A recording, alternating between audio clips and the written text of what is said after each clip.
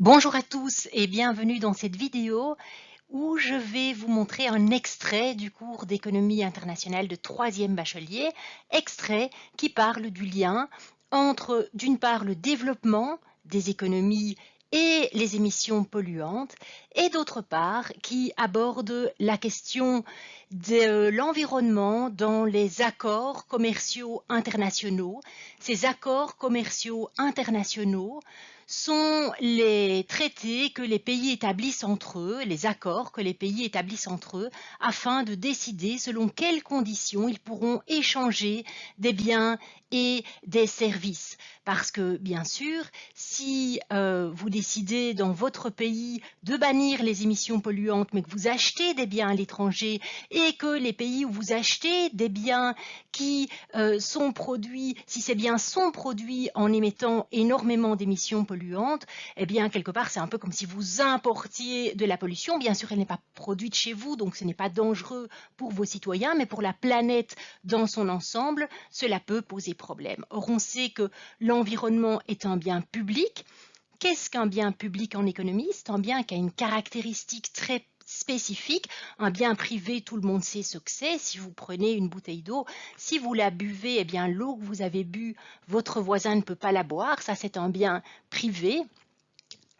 C'est un bien aussi dont il est très facile d'exclure quelqu'un de la consommation. Si vous buvez la bouteille pour pouvoir boire cette bouteille, vous avez dû l'acheter. En l'achetant, cette bouteille devient votre propriété. Quelqu'un d'autre ne peut plus l'acheter.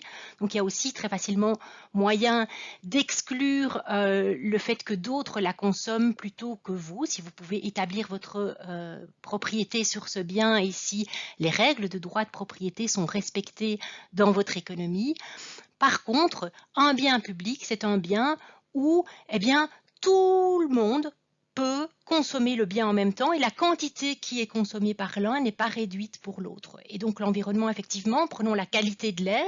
Si l'air est de qualité, eh bien, le fait que vous respiriez un air de qualité, eh bien, ça signifie que ça n'empêchera en rien votre voisin de pouvoir respirer cet air de qualité.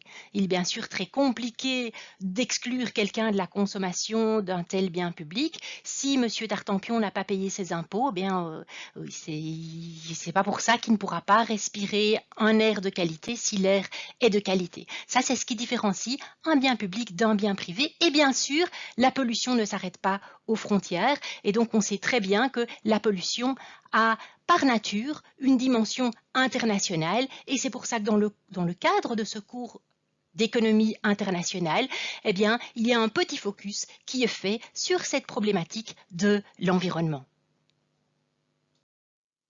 Alors, des recherches qui ont été menées au début des années 70 ont mis en évidence une relation non linéaire entre le niveau du PIB par habitant qui est repris sur le graphique que vous avez sous les yeux sur l'axe des abscisses et les émissions de dioxyde de soufre de ces pays qui sont reprises sur l'axe des ordonnées. Et ce que vous pouvez constater, c'est qu'il y a bien une relation non linéaire, c'est-à-dire une relation en forme de cloche. Quand le revenu par habitant, ou si vous préférez le PIB par habitant est relativement faible, eh bien ces pays sont en développement et donc ils se développent sans faire trop attention à ces émissions polluantes et donc ces émissions de dioxyde de soufre ont tendance à augmenter. Et une fois que ces pays ont atteint un certain niveau de développement, eh bien, ils commencent à faire attention à utiliser des technologies qui sont plus propres et dès lors, leurs émissions polluantes sont en réduction. C'est la partie descendante de la cloche. Vous êtes plutôt au point C ou au point D avec un revenu par habitant plus élevé. Donc, vous êtes en mesure de prêter attention aux technologies que vous utilisez et vous utilisez de manière privilégiée des technologies qui sont moins polluantes.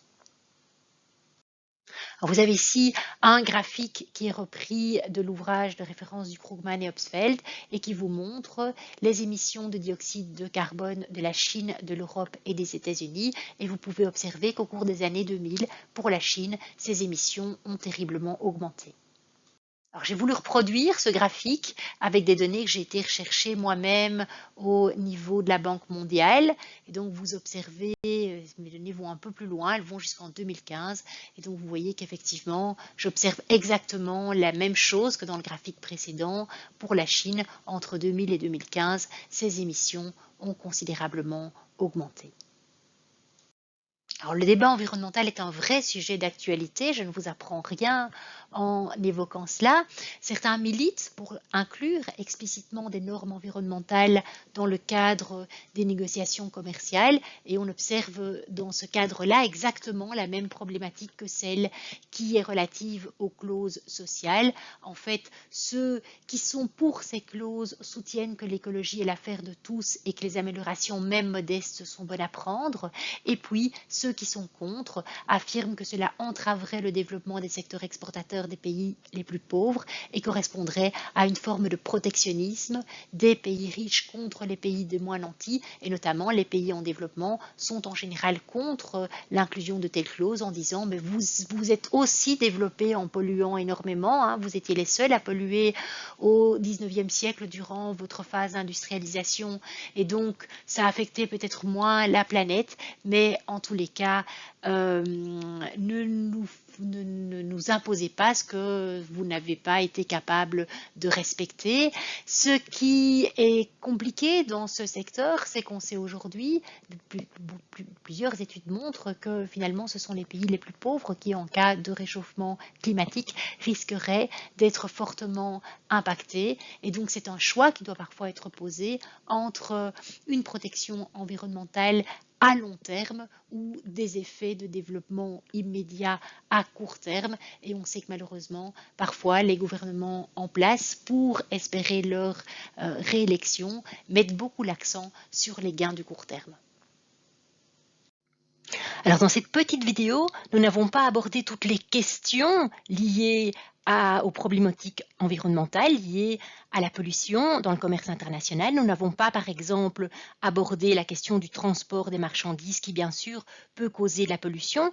Toutefois, nous avons montré que la question de la pollution de l'environnement possède une vraie dimension internationale puisque la pollution ne s'arrêtait pas aux frontières. Nous avons aussi aborder la question de l'inclusion de normes environnementales dans les accords commerciaux et nous avons montré que c'était une vraie question d'actualité et l'on peut dire qu'aujourd'hui, la multiplication des normes environnementales dans les pays développés peut peser sur la compétitivité des entreprises. Si au sein d'une entité économique telle que par exemple l'Union européenne, il y a des normes environnementales qui sont assez strictes, si ces normes ne sont pas les mêmes entre les pays, eh bien ça prend du temps, ça prend de l'argent pour étudier ces différentes normes au sein des entreprises et appliquer leurs produits pour que leurs produits soient conformes à ces différentes normes. Et au-delà de ça, s'il est autorisé, on revient à la question précédente de l'inclusion de normes environnementales dans les accords internationaux. Si au-delà de ça, on laisse entrer au sein de l'Union européenne des produits qui sont fabriqués avec des normes environnementales moins strictes et donc ça coûte moins cher de produire ces biens puisqu'il ne faut pas générer un processus de production plus propre qui est souvent plus coûteux, eh bien le fait si on laisse ces produits entrer au sein de l'Union européenne pour les firmes qui produisent le même type de biens au sein de l'Union européenne, eh bien elles peuvent voir leur compétitivité mise à mal. C'est quoi leur compétitivité mise à mal? Eh bien, c'est le fait que elles, si elles veulent respecter les normes qui sont en vigueur pour produire au sein de l'Union européenne, elles doivent respecter ces normes, alors qu'on laisserait entrer des produits qui sont produits avec des normes moins strictes. Alors bien sûr, la pollution n'est pas générée là où est vendu le produit. Bien souvent, la pollution elle est générée là où est fabriqué le produit, mais on voit bien tous les débats de société que cela peut amener. Et donc, c'est sur ces éléments d'actualité que je vous laisse. À très bientôt. Au revoir.